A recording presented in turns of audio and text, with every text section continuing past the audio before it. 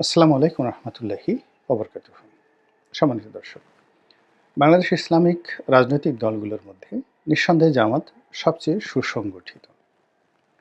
তাদের ছাত্র সংগঠন ইসলামী ছাত্র শিবির বাংলাদেশের যে কোনো ছাত্র সংগঠনের নেতাকর্মীদের যে মান, মানে লেখাপড়ার মান, তারপর তাদের শৃঙ্খলাবোধ, তাদের ভদ্রতা এবং দলের প্রতি আনুগত্য এবং একই সঙ্গে সততা, অন্তত গত ২০ বছর ধরে আপনি যদি হিসাব করেন, তাহলে দৃশ্যত জামাত এবং শিবিরকে আমাদের এই দেশের মাটিতে আপনি স্বাধীনতা যুদ্ধে তাদের কর্মকাণ্ডের জন্য সমালোচনা করতে পারেন।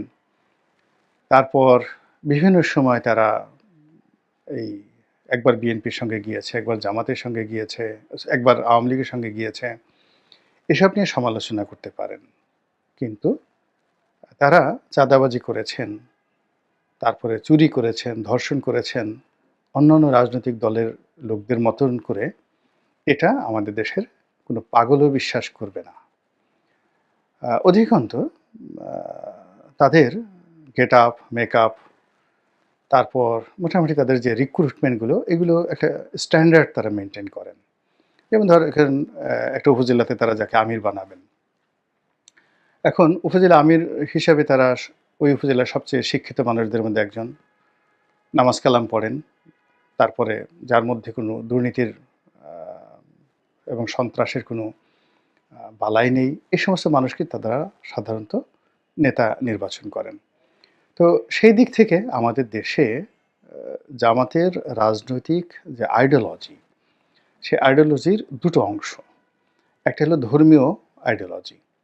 তো ধর্মীয় আইডিওলজি নিয়ে তারা যে মওদুদিবাদ কিংবা ওহাবিবাদ কিংবা ইবনে তাইমিয়ার যে থিওরি, ইবনে কাসিরের যে মতাদর্শ, এই বিষয়গুলো নিয়ে তারা যে চর্চা করে, এটির সঙ্গে হয়তো ইসলামপন্থী অন্যান্য যারা রাজনৈতিক দল আছে, গোষ্ঠী আছে, তারা টেকনিক্যালি দ্বিমত পোষণ করেন, কিন্তু আমজনতা এই জিনিসগুলো বুঝতে চান না। তারা এখনো পর্যন্ত অনেক ওয়াজ হয় জামাতের বিরুদ্ধে, এবং যে সকল তাদের যারা প্রতিপক্ষ খুব নির্মম ভাষায় তাদেরকে নবী বিরোধী, তাদেরকে ইসলাম বিরোধী, অনেকে তাদেরকে কাফের বলে পর্যন্ত ফতোয়া দিয়ে থাকেন। কিন্তু তা সত্ত্বেও জামাত নিয়ে সাধারণ মানুষ তাদেরকে ঠিক ওইভাবে প্রতিপক্ষের গালাগাল অনুযায়ী তাদেরকে কথাবার্তা এইভাবে বলে না। শিবির নিয়ে একই অবস্থা। ছাত্রলীগ বা ছাত্রদল, তারা যে যেখানে পারে শিবিরকে সবসময় তারা শাসন করেছে, শোষণ করেছে, নির্যাতন করেছে। কিন্তু নিজের অজান্তে, সেই নির্যাতনকারীরাই নিজের অজান্তে একটা অনুশোচনা তাদেরকে তাড়িত করেছে যে আসলে এই ছেলেটা তো শুধুমাত্র রাজনীতি করা ছাড়া অন্য কোনো অপরাধ করেনি, আমাদের চাঁদাতে ভাগ বসায়নি, হলের সিটটা জোর করে দখল করেনি, বা আমাদের কারো টাকা পয়সা মারেনি। তো এইভাবে বাংলাদেশে জামাত এবং শিবিরের যে রাজনীতি, পরস্পর বিরোধী যে একটা অবস্থান, সেটার মধ্যে চলছে। এর মূল কারণটা হলো যে মহান মুক্তিযুদ্ধের সময় তাদের যে ভূমিকা, এই ভূমিকাটাকে তারা এখন পর্যন্ত স্পষ্ট করতে পারেনি, গ্রহণযোগ্য করতে পারেনি, এবং তারা এখনো পর্যন্ত তাদের যে মতাদর্শ এবং তাদের যে চলাফেরা, এটাকে সার্বজনীন করতে পারেননি। তারা সবসময় নিজেদেরকে ইসলামপন্থী, তারপর নিজেদেরকে আল্লাহর ওলির দল, নিজেদেরকে জান্নাতি, বা তাদের দল করলে খুব সহজে জান্নাতে যাওয়া যাবে, এই মতাদর্শগুলো তারা অন্তরে ধারণ করেন, মস্তিষ্কে ধারণ করেন। ফলে আমাদের দেশের যে সাধারণ চোর আছে, চোরটা আছে, সমাজের যে লোক একটু ছোটোখাটো বিচার সালিশ করে দুটো ডিম সালিশ থেকে নিতে চায়, গ্রামের একটা টাউট মেম্বার আছে, তো এরকম আসলে যারা রাজনীতি করেন, প্রচলিত রাজনীতি করেন, তার আমজনতার সবার সঙ্গেই তাদের উঠা বসা থাকে। যেমন দেখা গেল এমপি সাহেব আছেন, এলাকার এমপি সাহেব, তিনি খুব ভালো সৎ, নামাজ কালাম পড়েন, কিন্তু সময়ের প্রয়োজনে দেখা গেল এলাকার এক ধর্ষণকারী, সেও দেখা গেল এমপি সাহেবের বেডরুমে বসে এমপি সাহেবের সাথে এক টেবিলে বসে খাবার খাচ্ছে। তো এই যে সার্বজনীনতা, এই সার্বজনীনতাটা জামাত এখনো অভ্যস্ত হতে পারেনি, এই সার্বজনীনতায়। সে দেখা গেল যে সব জায়গাতে গিয়ে সেই পাইকারি ওয়াজ, নাহমাদুহু ওয়া নাস্তাইনুহু।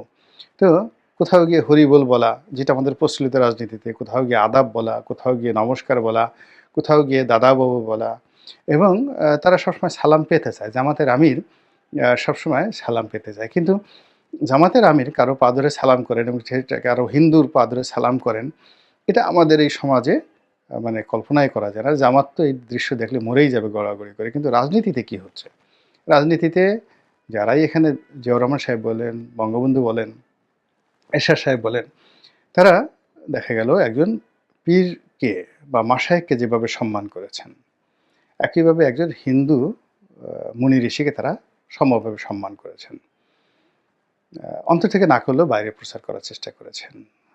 আবার একইভাবে তারা দেখা গেল যে খ্রিস্টান ফাদার যিনি আছেন বা বৌদ্ধ যিনি ভিক্ষু রয়েছেন তাদেরকে ঠিক ওইভাবেই মর্যাদা দিয়ে আসেন। ফলে এরা সার্বজনীন সকল মানুষের সঙ্গে তারা রাজনীতি করতে পারে। পাহাড়ে গিয়ে করতে পারে, সমতলে গিয়ে করতে পারে, কৃষকদের মধ্যে করতে পারে। কিন্তু জামাতের যেটা পাজামা, পাঞ্জাবি, এখন সবসময় তাদের পাজামা, পাঞ্জাবি পড়তে হবে। এই জিনিসগুলোর কারণে কি হলো? আ তারা নিজেদের মধ্যে একটা কমিউনিটি তৈরি করে ফেলেছে। ওই কমিউনিটির বাইরে তারা আর যেতে পারছে না। তাদের রাজনীতিটা সার্বজনীন হচ্ছে না। তো এই কারণে তারা অন্য দলগুলোর মতো জনপ্রিয় হয়ে রাজনীতিতে প্রতিপক্ষ হবে, শক্তিশালী অবস্থান তৈরি করবে। এটা কোনো বিশ্লেষণে আ এটা মিলবে না। এ গেল ১। ২ নম্বর হলো যে তারা নিজেরা নিজেদেরকে যতই মনে করুক না কেন, ভারত তাদেরকে সন্দেহ করে। সবসময় তাদেরকে সন্দেহ করে। এমনকি পাকিস্তানও তাদেরকে বিশ্বাস করে না। এটা খুব আশ্চর্যের ব্যাপার। এটা নিয়ে আলাদা একটা ভিডিও করতে হবে যে কেন পাকিস্তান তাদেরকে বিশ্বাস করে না। তো পাকিস্তান তাদেরকে বিশ্বাস করে না। বিএনপি এবং জামাত দুটো যদি অপশন আসে, পাকিস্তান অবশ্যই বিএনপিকে গ্রহণ করবে, জামাতকে নয়। কেন? এটারও একটা কিন্তু আ যাকে বলে চমৎকার একটা অঙ্কের হিসাবপত্র এখানে আছে। তৃতীয়ত পশ্চিমারা জামাতকে ভয় পায়।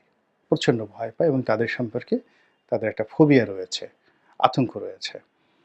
এবং এই আতঙ্কটা নিয়েই আমি অনেক আগে সেই আ জুলাই, আগস্ট, সেপ্টেম্বরের মাসের দিকে আমি বলছিলাম যে আগামীতে যে আ দেশি-বিদেশি চক্রান্তগুলো চলছে বাংলাদেশের রাজনীতিতে নিয়ে, এই রাজনীতিতে ১ম শিকার হবে আ আওয়ামী লীগ তো উচ্ছেদ হয়ে গেছে। ১ম এই রাজনীতির শিকার হবে জামাত।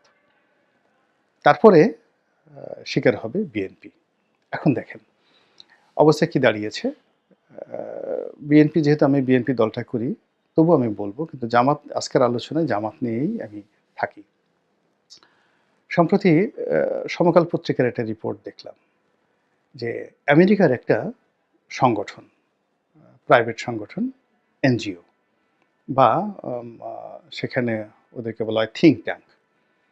তো এই থিংক ট্যাংক তারা শিবির, জামাতের যে সংগঠন, শিবিরকে বিশ্বের ৩ নম্বর সন্ত্রাসী সংগঠন হিসেবে তারা তালিকাভুক্ত করেছে।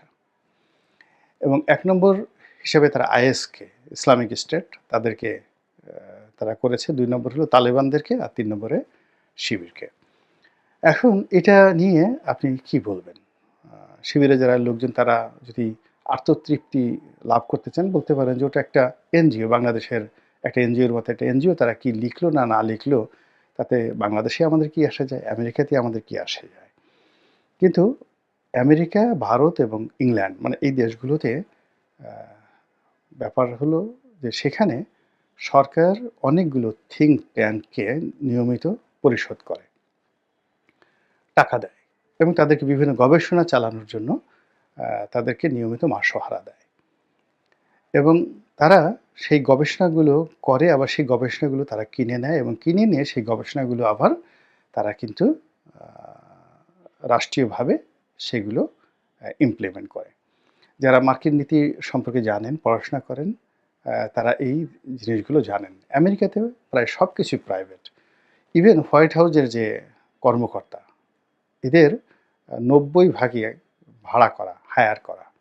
আ এবং এদের একটা বিরাট অংশ বাড়িতে বসে কাজ করছে। এদের একটা বিরাট অংশ এমনকি হোয়াইট হাউসের অনেক কর্মকর্তা আছেন যারা ভিনদেশী। অন্য দেশে বসে কম্পিউটারে বসে হোয়াইট হাউসের হয়ে কাজ করছে। খুব অল্প পার্মানেন্ট রিক্রুটমেন্ট সেখানে রয়েছে।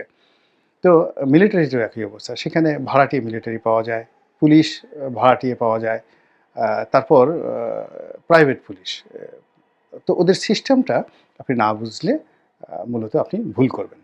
তো আমেরিকাদের এই যে যেকোনো বিষয় ধরেন আওয়ামী লীগ, বিএনপি বা জামাত, তাদেরকে প্রথমত তারা সরকার সরাসরি কোনো একটা বিষয় এফবিআই বা আ ধরেন সিআইএ বা মার্কিন যে সেনাবাহিনী, তাদের যে গোয়েন্দা ইউনিট আছে, তাদের মাধ্যমে তারা সরাসরি কক্ষণই কোনো কাজ করে না। তারা প্রথমত এই যে বিভিন্ন তাদের যে রাষ্ট্রীয় মদতপুষ্ট যে এনজিওগুলো রয়েছে, যে প্রাইভেট প্রতিষ্ঠানগুলো রয়েছে, যে এক্সপার্ট সার্ভে কোম্পানিগুলো রয়েছে, তারপরে বিভিন্ন লবিং ফার্মগুলো রয়েছে, তাদের কাছ থেকে তারা তথ্য এবং ডাটা গ্রহণ করে। এরপরে এই তথ্য ডাটা গ্রহণ করার জন্য আবার তারা বিভিন্ন সামাজিক মাধ্যম, সোশ্যাল মাধ্যমকে তারা ভীষণ রকম মানে প্রিভিলেজ দেয়। এই যে আমরা ইউটিউব করি, ফেসবুক করি, আপনারা যতই এটা নিয়ে হাসাহাসি করেন না কেন, মার্কিন প্রশাসনের কাছে একজন ইউটিউবারের কিন্তু যথেষ্ট গুরুত্ব রয়েছে। আপনারা দেখেছেন যে সেখানে কনক সরোয়ার, আমরা বাংলাদেশে থেকে যে সাংবাদিক, সেই কনক সরোয়ারের সঙ্গে মার্কিন পররাষ্ট্রমন্ত্রী মিস্টার ব্লিংকেন সরাসরি তার সঙ্গে বৈঠক করে তার পরিবারের খোঁজখবর নিয়েছেন এবং কনক সরোয়ারের বোনকে যে গ্রেপ্তার করা হয়েছে, তার পরিবারের উপরে শেখ হাসিনা সরকার যে জুলুম অত্যাচার করেছে, এই বিষয়ে মার্কিন সরকারের পক্ষ থেকে সরাসরি চাপ প্রয়োগ করা হয়েছে। এটা হলো একজন ইউটিউবারের গুরুত্ব পশ্চিমা দুনিয়াতে। তো কাজেই এই যে আমরা যা কিছু বলি এখানে, এই সবকিছু কিন্তু সেগুলো কাউন্ট হচ্ছে। তো সেই দিক থেকে কি হলো, পশ্চিমারা, আমরা যেমন এখন আপনাকে যদি জিজ্ঞাসা করা হয়, আপনি বলেন তো সেমিটিক জাতিগোষ্ঠীটা কিভাবে তৈরি হলো? বা anti Semitic ism and pan Arabic যাকে বলা হয় Christian culture, art and culture বলতে আপনি কি বুঝেন? What is the choreography of যাকে বলা হয় মুর ডাইনেস্টি, টেকনিক্যাল। আপনি বলবেন যে এটা কী ধরনের কথা? কিন্তু এই জিনিসগুলো যারা সংশ্লিষ্ট বিষয় যারা রয়েছে, আপনি আরবি গিয়ে জিজ্ঞাসা করেন, ১ মিনিটের মধ্যে তারা এই বিষয়গুলো বলে দিতে পারে। এমনকি যারা লেখাপড়া কম জানে, তারাও কিন্তু এই বিষয়গুলো বলতে পারে। তো আমেরিকান সোসাইটির অনেক বিষয় আমরা যেমন জানি না। আপনি আমাদের দেশে যেমন রেড ইন্ডিয়ান সম্পর্কে আমরা কিছুই জানি না। কিন্তু আমেরিকার যারা লোকজন রয়েছে তারা কিন্তু এই বিষয়গুলো জানে। ইউকে যদি যান, ইউরোপে যদি যান, ইউরোপিয়ান কৃষি অ্যান্ড ফার্মার, এই দুটো শব্দ সেখানে কতটা সম্মানিত। গ্রাম থেকে একজন কৃষক যদি কোনো ব্যাংকে যায়, ব্যাংকে দৌড়াদৌড়ি শুরু হয়ে যায় তাকে সম্মান জানানোর জন্য। কিন্তু আমাদের দেশে তো আমরা তাকে ফার্মার মনে করি। তো এরকম বাংলাদেশে যে ইসলাম বা সারা দুনিয়াতে যে ইসলাম, এই ইসলামের যে মাধুর্য, সৌন্দর্য, এটা পশ্চিমাদেরকে আমরা কেন, অনেক বড়, বড় মানুষ এখনো বুঝাতে পারেনি। এমনকি তুরস্কও বুঝাতে পারেনি। তো তুরস্ক বোঝাতে না পারার কারণে দেখুন, তুরস্কর সাথে ন্যাটোর সম্পর্ক, তুরস্কের সঙ্গে আমেরিকার সম্পর্ক, তার যে বসফরাস প্রণালী, এত কিছু থাকা সত্ত্বেও কিন্তু এখনো তুরস্ককে তারা ভয় পায়, আমেরিকা ভয় পায়। তো সেই কারণে কি হচ্ছে যে ইসলাম ফোবিয়াটা কেন তাদের, এটার একটা ইতিহাস জানতে হবে। তো সেই দিক থেকে দাড়ি দেখলে, টুপি দেখলে তারা এই তাদেরকে ইসলামিস্ট, জঙ্গি তারা মনে করে এবং এটা বিশেষ করে সেই আব্বাসীয় জামানা থেকেই পশ্চিমাদের এই ভয়টা, সম্রাট যখন শার্লেমেন ছিলেন, ফ্রান্সের সম্রাট শার্লেমেন, তখন থেকে ইউরোপে এই ভয়টা প্রচণ্ডভাবে কাজ করছে। আর ইরানের যে ভয়, ইউরোপের মধ্যে ইরানের ভয়, পার্সিয়ান ডাইনেস্টি সম্পর্কে ভয়, প্রায় ৫,০০০ বছরের পুরনো ভয়। এই ভয় রক্তে মাংসের মধ্যে মিশে গেছে। তো আমেরিকানদের মধ্যেও ইসলাম হবে এটা রক্তে মাংসে মিশে গেছে।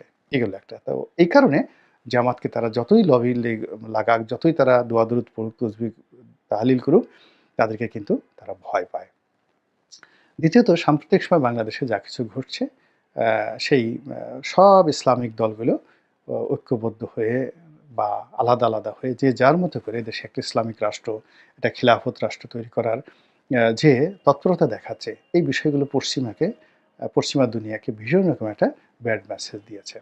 এবং এখানে যা কিছু হচ্ছে, এর কোনোটির সঙ্গে হয়তো জামাত জড়িত নয়, কিন্তু বা অল্প কিছুর সঙ্গে জামাত জড়িত, কিন্তু পুরো দায়-দায়িত্ব যেহেতু জামাত সবচেয়ে বড় সংগঠিত পর্যায়ে আছে, তো পশ্চিমাদের সেই এত আধুনিক প্রযুক্তি থাকা সত্ত্বেও সিআইএ, এফবিআই থাকা সত্ত্বেও তারা মনে করছে যে জামাতই এই কাজগুলো তারা করছে এবং প্রমোট করছে।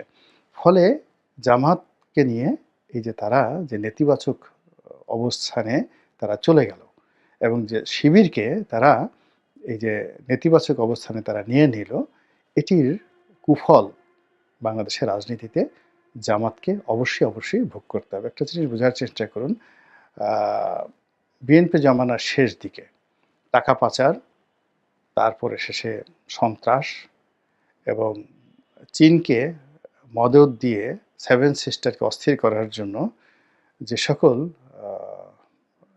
বিষয় মার্কিন প্রশাসন, কানাডিয়ান প্রশাসন এবং অস্ট্রেলিয়া বিএনপির বিরুদ্ধে যে সকল সিদ্ধান্ত নিয়েছে, ওই সিদ্ধান্তগুলো এখন ওই ২০ বছর কিন্তু পরিবর্তন হয়নি। And this is the reality. তো কাজেই যারা রাজনীতি করেন তারা যদি সেই রাজনীতির বিষয়গুলো নিয়ে গবেষণা, তাদের একটা সেল থাকে এবং সেইভাবে যদি তারা সতর্ক অবস্থান নেন, তাহলে তারাও যেমন নিরাপদে থাকেন, দেশটাও নিরাপদে থাকে। আল্লাহ আমাদের সবাইকে হেদায়েত দান করুন এবং হেফাজত করুন। আসসালামু আলাইকুম ওয়া রাহমাতুল্লাহি ওয়া বারাকাতুহু।